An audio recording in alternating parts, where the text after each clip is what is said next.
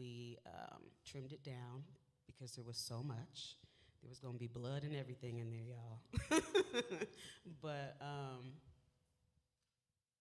the main themes for us were ancestry, which was very important, and how we live with and for our ancestors every day. And it's something that we forget, and not by our own fault. It's something that they've wanted us to forget. And so we wanted to make the connection between the things that our ancestors did, ancient ancestors included, that are a part of our everyday life, like cooking. Because, you know, the part where the rice is being cooked and then the ritual bath is being made, there's not a huge difference between what you're saying to yourself and what you're feeling and what you're trying to put into the things that you're doing. And even if we don't consciously know that we're carrying our ancestors in those processes, you just have to remember the things that you're thinking about when you're doing those things. Like, what are you thinking about when you're putting on your makeup or your jewelry, or you're cooking food for your family, or you're taking a bath? And if you don't think about that, then I think it's something that we want people to start to think about, because this is a part of who we are. It's a part of who our people were. It's something that, like I said, they didn't want us to remember, but we need to remember, to show how multifaceted we are as Black people, and to reclaim our imaging back, because there's just so much about us that's out here that isn't actually who we are, that doesn't actually show who we are. And I know that was also very important to us, is that we wanted to show who we all were in all the different ways and how all the things also connected. So Multitudes. yeah. Yes, yes, all the multitudes of us. That was very, very important to us. And so, yeah, we just continued to have the conversation. I reached out to people because as we were thinking about these different scenes and things, everything we talked about, I literally knew at least one person, but really more than that, that could have done the things that we wanted done. It was just more so about having the conversation and making sure that they trusted the process, which they all did, and I'm extremely grateful for it. But I know some amazing people, some beautiful people, which was also important to me specifically, is, again, we have everything that we need. And I didn't have to reach very far to find people to be a part of this, which is something that was good for me to remember in this process.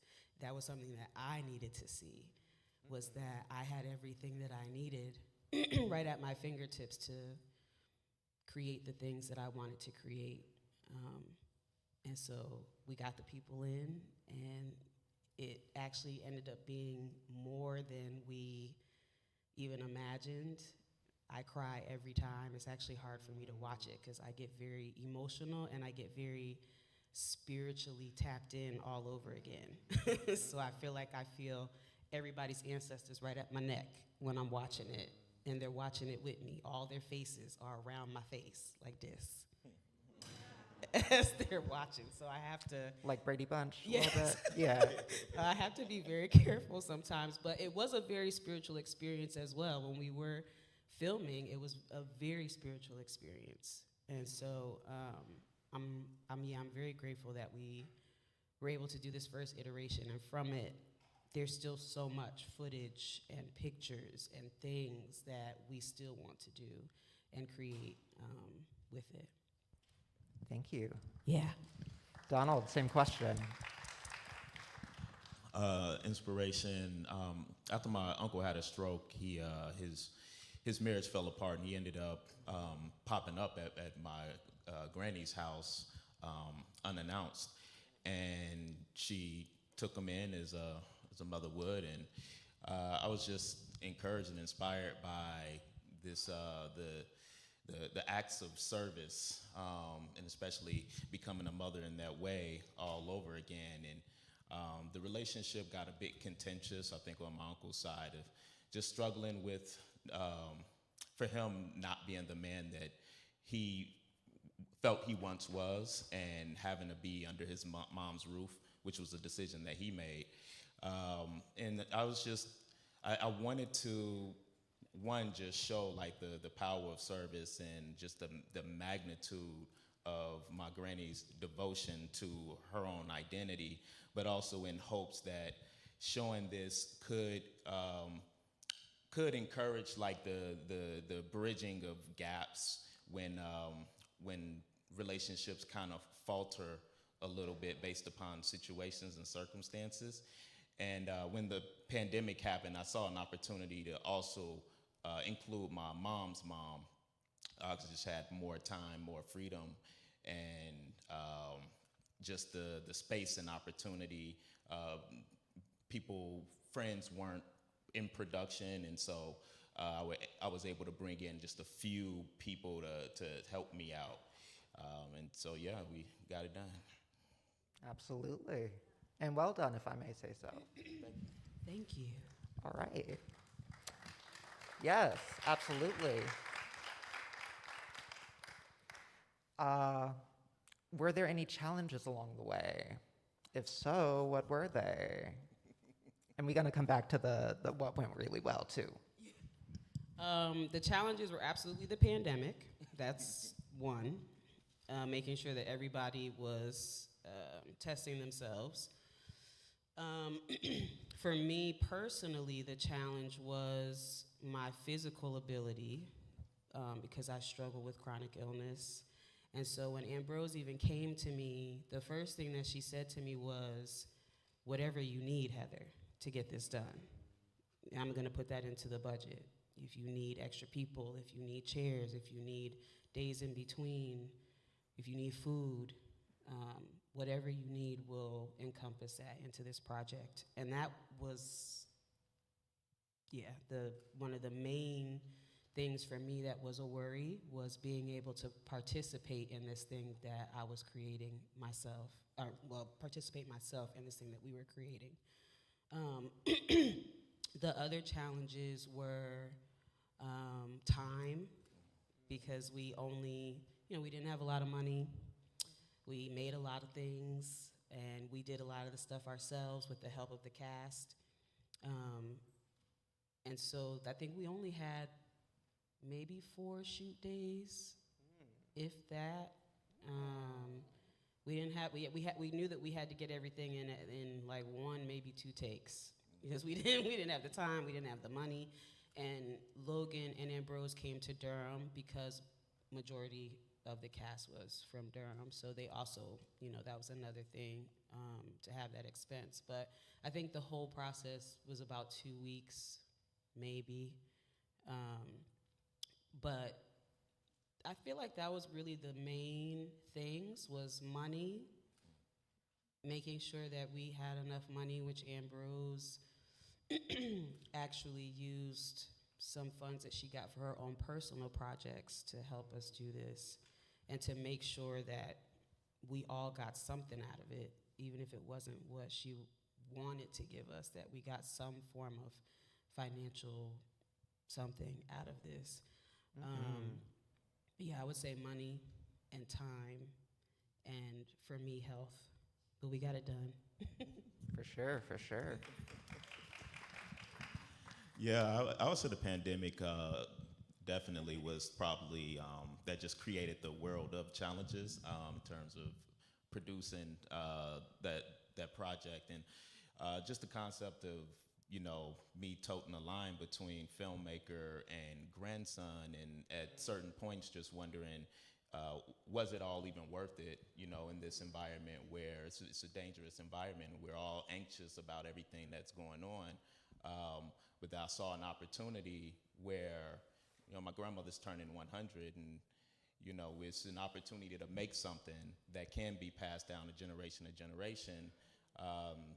because pictures, I mean, pictures do it to a certain extent, but they don't show the movement, you know, you don't hear the voice, the sauciness, just the visuals it gives you. It provides something, a living testimony, a living testament to the person. So, so I did it, but I tried to be as careful as possible. So a lot of moments, I shot half of the film because there were just moments where it just needed to be me, and I wanted to protect them. And then they see me as the grandson, so it's, you know, I'm filming, and you know, you get the commands, you know, go get me a glass of water, that type of thing. And I'm like, okay, camera's rolling, okay. But yeah, so those were the challenges, and just kind of figuring out their motion. I didn't realize my granny was as fast as she was. And so that became a challenge, trying to film her, because she's notoriously afraid of the camera. So I'm just trying to keep up with her. And then just, you know, sitting in patience with my grandmother's pace, and having to understand that, and slowing my own life down, you know, and so recognizing that. Thank you. So what went really, really well? What went really well is the whole thing. I know that's right. Okay. Yeah, really, honestly, I feel like it is that. It was, for me, Logan and Ambrose, like all three of us have been very blessed to be in and out of a lot of really wonderful spaces. And all three of us struggle with that belief that what we produce as artists is good enough and gonna be good enough. And so the fact that it even happened is like probably the best thing for the three of us, and seeing how it's been received, and seeing that people actually get it. Because when the ask came, I couldn't really give everybody too many specifics. I could give them specifics about their scene, but I kind of couldn't really give them a whole synopsis of what we were doing, because again, it was kind of in our minds. It was a feeling that we were more so going with. And so for it to come to fruition is like the best thing since sliced bread. So, and I will also say that I think that because the three of us chose to do something totally out of all three of our comfort zones, it felt very much in our purpose, and things just worked out. And that was even more of confirmation that we were doing exactly what we were supposed to be doing, because we didn't have a lot of money. We didn't have a lot of time. We didn't have a lot of resources, but we got it done, and everybody who was involved also felt blessed and loved and taken care of and held, and that's what we wanted. This is a very intimate space and very intimate things that are close to us and our people. And we wanted to make sure that everybody felt held. And so it just, all of that is the best thing to me. Thank you. The thing that really went well was that everyone was safe. After the production, everyone was safe. And I don't know, just the sort of the healing affirmations, I think, with it, because obviously my grandmother's heart attack wasn't planned, but we were right there ready to shoot, and that happened. And you know, I asked my mom and I asked my grandmother, like, if you're not comfortable with this, we'll shut it down. Like, no one has to come. We don't have to do this, and money is whatever, that'll be made again. But they said no, and I think that having the few people around helped my grandmother transition to that understanding that she's not going to go back to her home, because she ended up enjoying the extra people that she had never met before, and she's speaking to them and laughing with them, and she has an audience, and so she forgets that, you know, she's not in her space. So I think that bridged that, and then hearing stories that my granny hadn't told before, and most specifically the loss of her middle son, who they didn't have the greatest relationship just because just conservative beliefs on my grandparents' end, but I felt like that was the first time, this process was the first time that she really delved into the depth of her son and being there and all of that, and especially the disease that had taken him. I decided not to use any of that in the film. I thought the photo, her holding the photo, was enough. She lost a son, and I didn't want her to relive all of that as she's watching the film. But I just found it amazing that she sat and actually told us that, and she didn't want to stop talking about it. Even when I told her, like, you okay, you've told us enough, and she's like, no, I got more. And she just, so yeah, that was what went really well. Thank you. We are going to open it up for a couple audience questions. Anybody? Oh, okay, I see one. Awesome. Oh, yes, hello. Thank you for coming. I don't know how we gonna get up there, but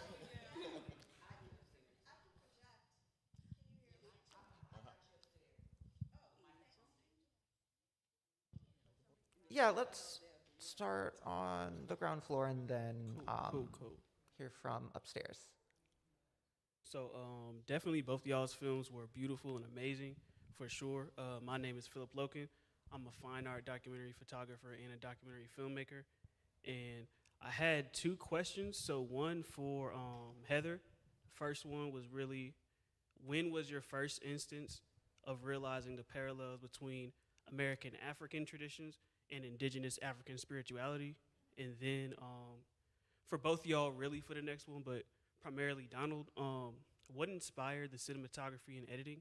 Because there was one scene specifically where it looked like a double negative of the footage, where it was some footage that was inside of a home, and it was like a superimposed fade in of one of the grandmothers, and I thought that was amazing because of how it was framed. Like, I loved how it looked, so I was just interested in both of y'all's. But yeah. Thank you. Yes, that is a very, I feel like it's something my spirit has always known and has been connecting back to more and more throughout my life. Because the more that I learn about African tradition, indigenous tradition, the more I learn that these things have literally been with me the whole time. And I absolutely can make connections in my own spiritual experiences in childhood that also just let me know that it's always been with me the whole time.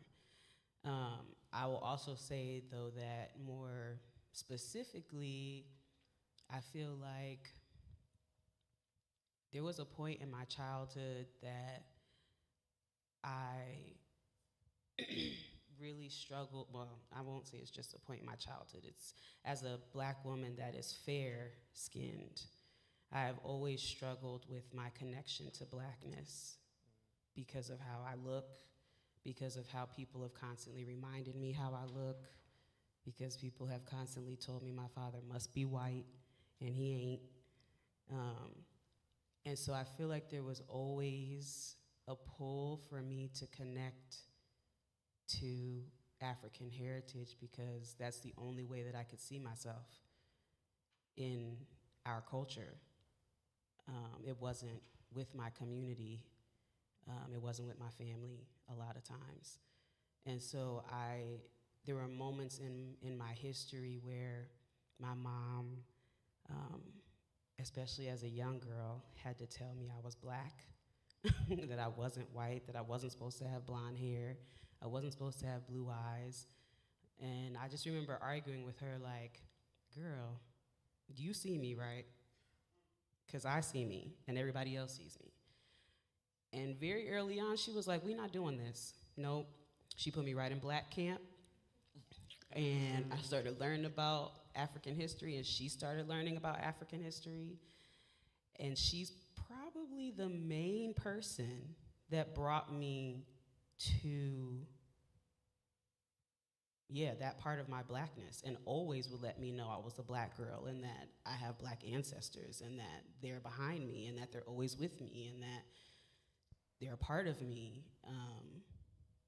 And so as I got older, the connection just got deeper, and it's so deep now that I don't know if there's separation.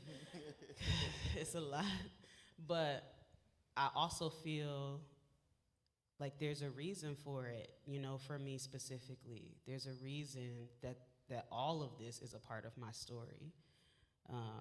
And so now I'm learning how to share. But yeah. Thank you. Thank you. Thank you, Philip, noticing the framing of that and the creative intentions behind that. The question was the direction, the editing style. Okay, so my family, I realized in this process of showing the film that my family was blessed in the sense that we did a lot of home video. I didn't realize that wasn't a thing, for most families. But in that, I knew I wanted to do something that felt and looked a little different than what they've been used to seeing themselves in. And so I just, I wanted to make it bigger. I wanted to make it a bit more cinematic. And I guess also there, some sort of, there is self-intentions behind that in the way of like the commerciality of it, the showing my abilities as a filmmaker and having also like narrative aspects. So that inspired what I wanted to do with the cinematography. And then I think the edit kind of spawned out of like the situation of I have two different participants, and I was trying to figure out how do I make a story where they're in conversation with each other, but they have like two distinct things occurring in their own lives. So I was just talking with my editor, and we kind of built this concept that we have to we're looking at two stories, but we have to kind of ideate this concept of we're following maybe one mother from youth, from childhood, all the way to when the last shot of like my grandmother arising and going to the heavens in a sense. And so that was the creative thread that kind of inspired our editing style. Thank you, and thank you for that question. Phil. Upstairs?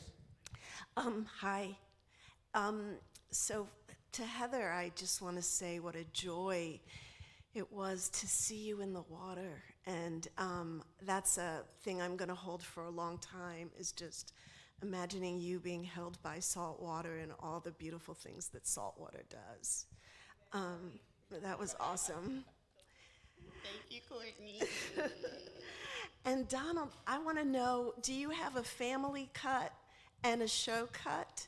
Because, well, things like the information that your grandmother shared about losing her child that you might not necessarily want to have in a show cut, but that is really an incredible gift for your family to be able to have, like for folks to be able to hear her tell that story. So I just wondered if you have the home version and the public version. That's a great idea. I don't with that. I have like a home version that has a bit more like archival, because family members were like, well, what about this person and that person? They weren't in the you didn't show them in the film. So I was like, okay, well, cool. I created sort of like this beginning bed with African drums and all of these photos. So it's like almost a photo montage opening to the film that that appeased my mother. So I did that, but I knew I can't go around showing that. It'll just make it too long and folks in the audience are like, I don't know these people. So I just, so that's, so this is my festival cut, and that's the family cut. But that's a great idea that you brought up. I do have, like, all of those things are on an assembly cut where it's just like full interviews just laid out in splices of files. So you might have inspired me to kind of go back and put that together. Thank you. Come on, inspiration. Exactly, Courtney. Come on now. All right. We're out of time. Real quick before we go, how can folks find you, keep up with you, if you would like to share that? Sure. Okay. My Instagram is your fave muse. So it's supposed to be like your favorite muse, but it's your FAVE muse, MUSE, all one word. Ambrose and Logan are on my most recent posts because I can't tell you their handles off the top of my head, but they're they're tagged in the most recent post, so you can also follow them because Ambrose is a textile visual artist, and then Logan is also a film creator. So they both have a lot of amazing, wonderful work. But that's how you can find me on Instagram. Awesome, thank you. You're welcome. Same way, Instagram, mine is Meekley, MEEKLEY. It's just a combination of my mom's maiden name and my father's last name. Yeah, so IG is really the best way. Thank you so much. Thank you again for being part of the festival. Thanks for coming, and thank you all for coming as well. We couldn't do it without you. Thank you all so much. All right, let's change over for the next block.